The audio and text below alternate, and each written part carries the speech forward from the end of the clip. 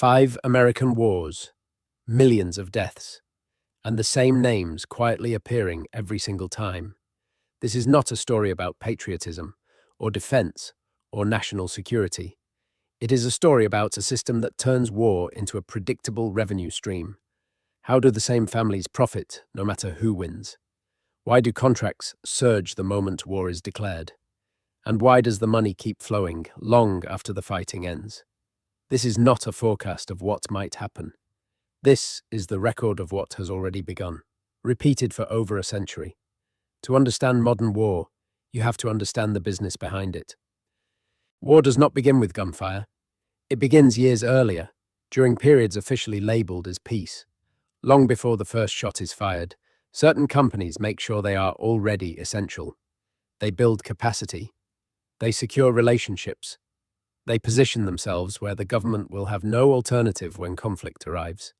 This pattern can be traced back more than 2 centuries, and it begins with the family that laid the foundation of the American military-industrial system. In 1800, a French chemist named Éluter-Irénée Dupont arrived in the United States. He had worked in French gunpowder mills and understood explosives better than most men in the young nation. America had just fought a revolution and was expanding westward. Expansion required land clearing, minning, time, boats 0.3s, and constant military readiness. All of it required explosives. In 1802, DuPont founded his gunpowder company along the Brandywine River in Delaware. The location was not accidental. It provided water power for production, proximity to political centers like Philadelphia and Washington, and enough distance from major cities to minimize fallout when accidents occurred. By the War of 1812, DuPont was already supplying gunpowder to the United States military. This was the company's first major government contract, and it established a formula that would repeat for the next 200 years. War created urgent demand. Urgent demand eliminated competition. The company with existing capacity received the contract. As soon as fighting began, DuPont expanded production. Mills ran continuously. Profits surged. When the war ended, the infrastructure remained. The Mexican-American War followed. From 1846 to 1848, DuPont supplied gunpowder for artillery and small arms. The contracts exceeded $1 million at the time, equivalent to roughly $35 million today. More important than the money was the position it secured. DuPont became the government's preferred supplier. By the time of the Civil War, the system was fully in place. From 1861 to 1865, the Union Army required gunpowder on a scale never seen before. 4 years of continuous warfare meant millions of rounds fired across hundreds of battles. DuPont's mills operated day and night. They produced more than 4 million pounds of gunpowder. The contracts exceeded $10 million, over 300 million in modern terms. And that figure only accounted for direct sales. DuPont also sold to private contractors, who then resold to the government at higher prices. Ideology played no role. The DuPont family were Northern Democrats who opposed abolition. Some members even supported the Confederacy politically. But they sold exclusively to the Union because that was where the contracts were. Profit determined loyalty. When the war ended, DuPont emerged publicly as a patriotic company that had helped preserve the nation. The complexity of its political stance disappeared from the narrative. Only the financial success remained. World War I transformed DuPont from a powerful supplier into a full dynasty. Before the United States officially entered the war in 1917, DuPont sold explosives to Britain and France.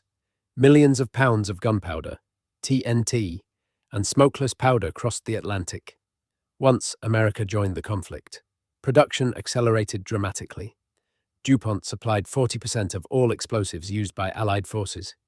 Between 1914 and 1918, net earnings rose from $5 million to $82 million. Adjusted for inflation, that increase represented more than $1 billion. In 4 years, profits rose more than 1,600%. When the war ended, DuPont did not return those gains. The company reinvested war profits into chemicals, plastics, and synthetic materials. Military revenue funded a peacetime empire. The next global conflict repeated the pattern.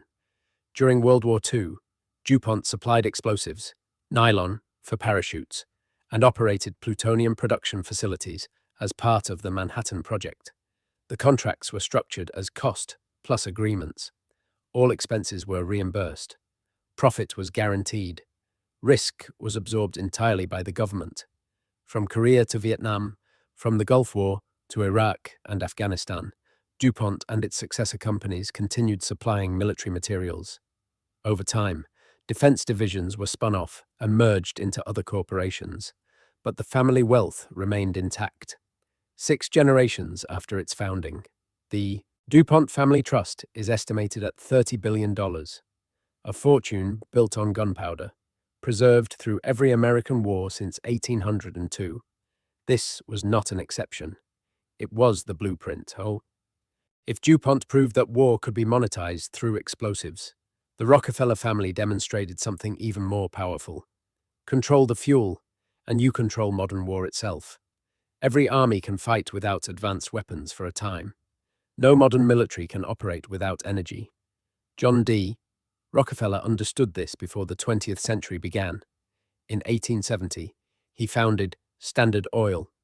Within a decade, the company controlled 90% of America's oil refining capacity. This was not competition. It was dominance. When the United States entered the age of mechanized warfare, that dominance became strategic. The Spanish-American War in 1898 was brief, but it marked a turning point. During the 1890s, the United States Navy began shifting from coal-powered ships to oil-powered vessels. Oil was lighter, more efficient, and allowed greater range. Standard Oil supplied the fuel. The conflict lasted only months, but it established a permanent reality. Military power now depended on petroleum, and one family controlled the supply. World War I was the first truly industrial war. Tanks, trucks, aircraft, and naval fleets all required vast quantities of fuel. Although Standard Oil was formally broken up by antitrust action in 1911, its successor companies remained under Rockefeller influence. Exxon, Mobil, Chevron. Together, they supplied fuel to the United States, military and allied forces. The contracts were worth hundreds of millions of dollars. But the Rockefeller strategy went further than supplying one side. Standard Oil's German subsidiaries continued selling fuel to Germany through neutral intermediaries.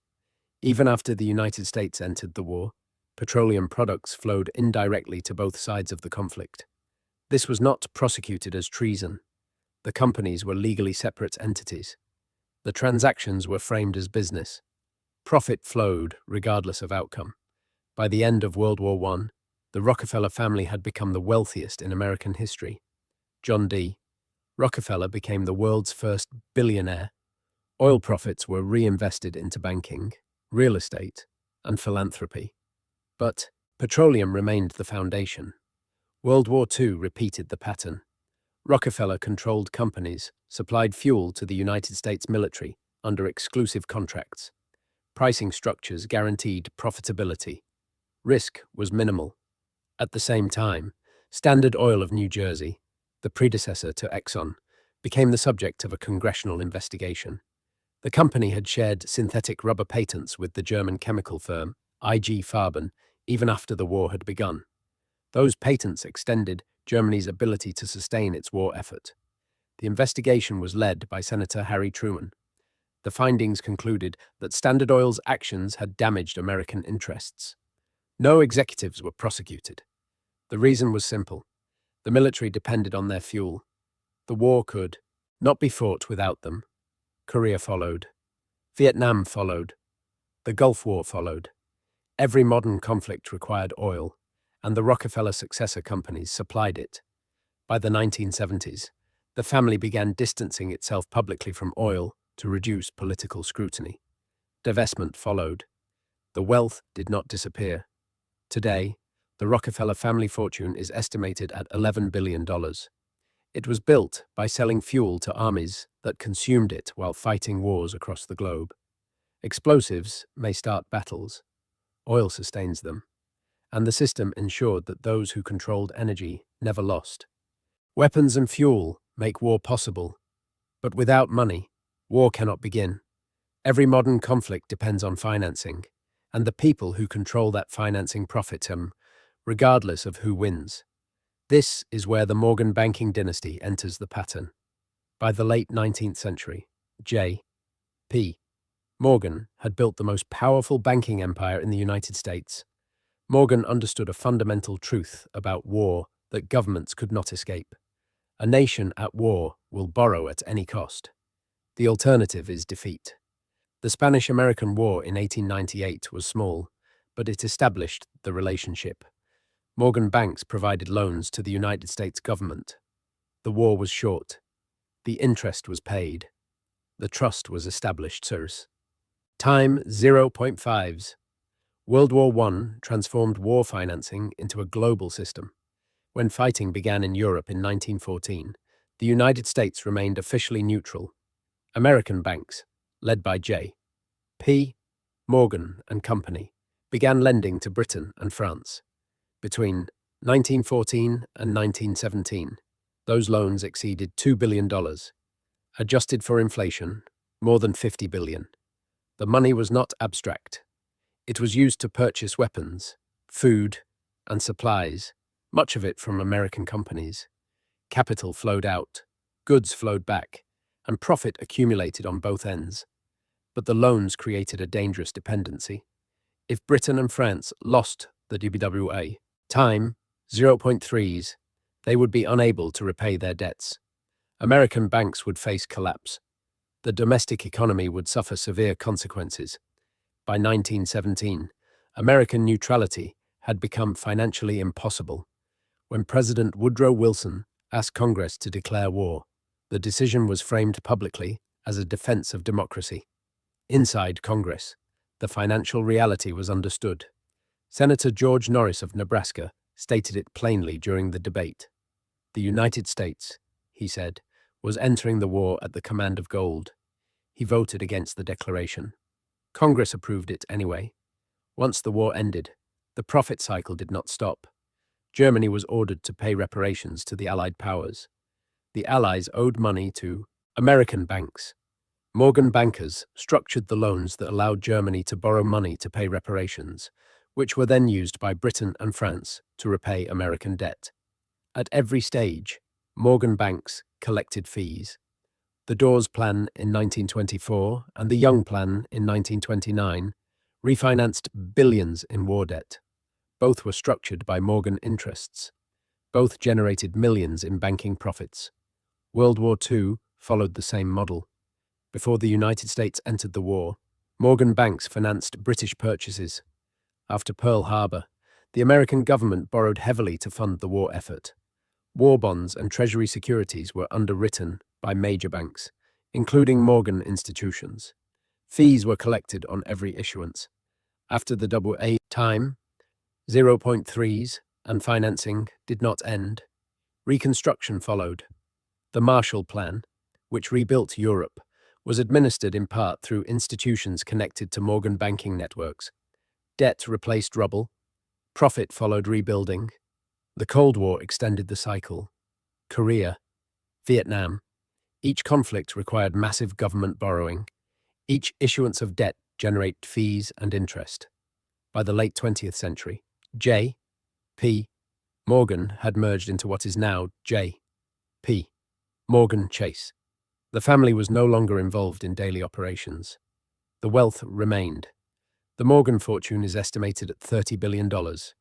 It was built by lending money for wars and collecting interest while soldiers bore the cost. Weapons destroy. Fuel sustains. Finance ensures that war can continue indefinitely. Money finances war. Weapons industrialize it. By the time air power became central to modern conflict, a new class of war profiteer emerged. Not families supplying raw materials or capital, but corporations that embedded themselves permanently inside the military system. Lockheed did not begin as a giant. In 1912, the Lougheed brothers founded their aircraft company in California. Early military contracts during World War I were small and experimental. Aircraft were used mainly for reconnaissance and limited bombing. But the future was obvious. After the war, demand collapsed. Most aircraft manufacturers went bankrupt. Lockheed survived by producing civilian aircraft while quietly maintaining military relationships. World War II changed everything. Time 0.5s. Air superiority became decisive. Fighters, bombers, and transport planes were no longer optional. They were essential. Lockheed produced the P-38 Lightning fighter. More than 10,000 were built. They also manufactured the Hudson bomber, producing over 2,800 units. The contracts were worth hundreds of millions of dollars. But Lockheed's true innovation was not engineering. It was political positioning. The company hired former military officers as executives.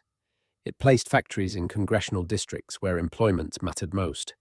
Every production line became a political asset. After the war, the Cold War ensured that military aviation never slowed. Lockheed built the U-2 spy plane, the SR-71 Blackbird, the C-130 transport aircraft, still in service today. Each program followed the same structure. Initial cost estimates were low. Complexity increased. Budgets expanded. The Pentagon paid. Cost-plus contracts removed risk entirely. All expenses were reimbursed. Profit was guaranteed. The C-5 Galaxy transport plane illustrated the model perfectly. The original 1965 contract was valued at $2.1 billion. By delivery, costs exceeded $5.3 billion. The budget overran by 150%. Lockheed did not lose money. The government absorbed the excess. Cancelling the program would have meant admitting failure after billions had already been spent. Time 0.5s. Congress approved continued funding. Factories employed thousands of workers in politically sensitive districts. Jobs ensured protection. Vietnam, the Gulf War, Afghanistan, Iraq. Every conflict generated new contracts. In 1995, Lockheed merged with Martin Marietta, forming Lockheed Martin. By 2023, it became the largest defense contractor in the world, generating $65 billion in revenue. 90% came from government contracts. The F-35 fighter jet became the most expensive weapons program in history.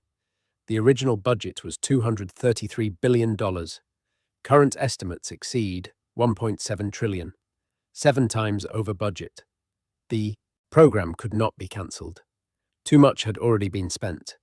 Too many jobs depended on it. Too many congressional districts were tied to its supply chain. Lockheed Martin is now publicly traded. The founding family no longer controls it directly. But the system they helped create remains intact. War is declared. Stock prices rise. Contracts are awarded. Costs overrun. The government pays. Shareholders profit. The cycle repeats. Weapons must be built. But wars are not won on factories alone. They are sustained by logistics. Food, fuel, bases, roads, ports. This is where Halliburton perfected the war profit model. The company was founded in 1919 by Earl P. Halliburton as an oil services firm, specializing in cementing oil wells. From the beginning, the business revolved around infrastructure, whether civilian or military, followed the same logic. By World War II, Halliburton was constructing military bases, airfields, and ports. War demanded speed. Speed eliminated competition. Contracts were issued without bidding. They were structured as cost-plus agreements. All expenses were reimbursed. Profit was guaranteed. Risk was removed entirely. Korea expanded the model. Vietnam industrialized it. Through its subsidiary, Brown and Root, Halliburton built roads, ports, and airfields across South Vietnam. The contracts were worth billions of dollars. These contracts were not awarded randomly. George Brown, co-founder of Brown and Root, was a major political donor to Lyndon B. Johnson. Johnson's political career was partially funded by Brown's contributions. When Johnson became president, Brown and Root received massive Vietnam infrastructure contracts. The pattern was visible. Political donations created access. Time 0.5s. Access produced contracts. Contracts produced profit. The Gulf War in 1991 marked Halliburton's return to large-scale military logistics. The company built facilities in Saudi Arabia and Kuwait. Then came the revolving door. Dick Cheney served as Secretary of Defense during the Gulf War. In 1995, he left government and became Chief Executive Officer of Halliburton. In 2000, he left the company to become Vice President of the United States. And then came Iraq and Afghanistan. Through its subsidiary KBR, Halliburton received contracts exceeding $40 billion. Most were no bid. Most were cost plus. The company built bases, provided food services, delivered fuel, and managed logistics across active war zones. The costs were enormous. Pentagon Inspector General reports documented billions in waste and overcharges. Halliburton billed the government for meals never served, for fuel deliveries that never occurred, for construction projects left unfinished. When questioned, the company argued that war zones were chaotic and waste was unavoidable. The government accepted the explanation. Payments continued. Dick Cheney formally recused himself from decisions involving Halliburton. During his tenure as vice president, the company received more government contracts than at any previous point in its history. Between 2003 and 2008, Halliburton's government revenue increased by 400%. Its stock price tripled. When Cheney left office, he retained Halliburton stock options worth millions. The system had completed another cycle. Executives moved between government and industry. Relationships turned into contracts. Contracts turned into profit. Taxpayers paid the cost. At this point, the pattern is no longer theoretical. It is mechanical. Across 150 years, 5 different sectors followed the same sequence. Not by coincidence, by design. The first step is positioning before the war. Each company made itself essential during periods officially described as peace. DuPont built explosive manufacturing capacity. Rockefeller consolidated control over oil refining. Morgan Banks cultivated government lending relationships. Lockheed maintained military aviation ties between conflicts.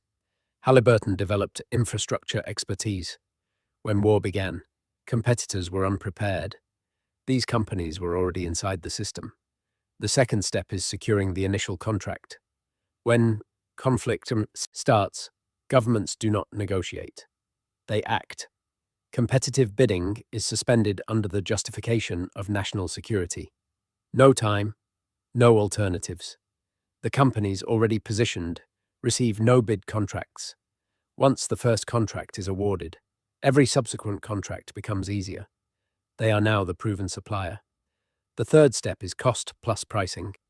Under cost plus contracts, every expense is reimbursed. A guaranteed profit margin is added. Risk disappears. If costs increase, profits increase. If timelines extend, profits extend. The incentive is not efficiency. It is expansion. The fourth step is budget overrun. Every major weapon system of the last half century exceeded its original budget. The F-35 program exceeded its estimate sevenfold. The Zumwalt destroyer tripled its projected cost. The littoral combat ship doubled its budget. These overruns are not anomalies. They are structural. Underbid to win the contract. Revise estimates upward once cancellation becomes politically impossible. The fifth step is regulatory capture. Retiring generals join defense contractors. Former Pentagon officials become executives. Admirals who approved shipbuilding programs later advise shipbuilders. This revolving door ensures continuity. Those who approve contracts today are rewarded tomorrow. The sixth step is political influence. Defense contractors spend millions lobbying Congress. They fund campaigns. They support think tanks that publish policy papers advocating military intervention. Organizations such as the Center for Strategic and International Studies and the American Enterprise Institute received funding from defense contractors while consistently promoting expanded military engagement. When war is debated, voices supporting intervention dominate the conversation. The seventh step is diversification. War profits are reinvested into peacetime industries. Chemical empires, banking networks, real estate portfolios. When the war ends, the wealth remains. The result is dynastic capital, multi-generational fortunes built on public funds, transferred during conflict. This is not about any single war. It is a system that reproduces itself regardless of era, enemy, or justification. And once established, it becomes self-sustaining. Once the mechanism is understood, the scale becomes impossible to ignore. This system did not generate millions. It generated hundreds of billions. Since 1802, DuPont's military contracts are estimated to have produced more than $50 billion in inflation-adjusted revenue. Rockefeller-controlled oil companies generated over $100 billion supplying fuel to militaries since 1898. Morgan Banks earned an estimated $75 billion in interest and fees from war financing. Lockheed Martin and its predecessors extracted more than $200 billion from military aviation and weapons systems since 1917. Halliburton earned over $60 billion from logistics and infrastructure contracts since 1942. Together, these five entities extracted at least $485 billion from American taxpayers. That figure represents only direct, documented contract values. It does not include indirect gains. It does not include stock price appreciation triggered by war declarations. It does not include real estate purchased with war profits. It does not include industries built using capital generated during conflict. When those are included, the total exceeds $1 trillion. Every dollar came from public funds. Explosives were paid for through taxation. Fuel contracts were funded through deficit spending.